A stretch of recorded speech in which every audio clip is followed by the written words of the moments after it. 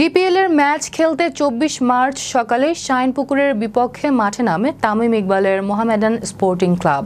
নিয়ম অনুযায়ী দলের হয়ে টস করতে গিয়েছিলেন অধিনায়ক তামিম, কিন্তু ফিল্ডিংয়ে নামার আগেই অসুস্থ হয়ে পড়েন তিনি। অসুস্থতার কথা টিম ম্যানেজমেন্টকে জানানোর পর তাৎক্ষণিকভাবে নিকটস্থ হাসপাতালে নিয়ে যাওয়া হয় তামিমকে। সেখানে প্রাথমিক চিকিৎসা শেষ করে আবার ফেরেন মাঠে। তবে মাঠে ফেরার পর আবারও শারীরিক অবস্থার অবনতি ঘটে। শারীরিক অবস্থার অবনতি ঘটলে হেলিকপ্টার যোগে তামিমকে ঢাকায় আনার একটি প্রচেষ্টা চালানো হয়, কিন্তু পরিস্থিতি আরও জটিল হয়ে পড়লে তাকে ফের নিকটতম কেপিজে হাসপাতাল ও নার্সিং কলেজে নেওয়া হয়। সেখানে পরীক্ষা নিরীক্ষার পর হার্টে ব্লক ধরা পড়ে তামিমের। চিকিৎসকরা জানান ১০০% ব্লক থাকায় আপাতত তামিমকে ঢাকায় নেওয়া সম্ভব হবে না, তাই ঢাকা থেকে চিকিৎসক নিয়ে যাওয়া হচ্ছে।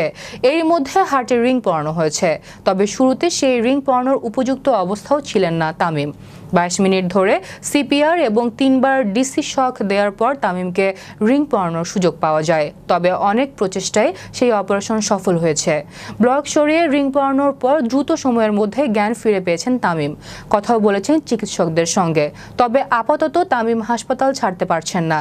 আগামী ৪৮ ঘন্টা পর্যবেক্ষণে থাকতে হবে এই ক্রিকেটারকে।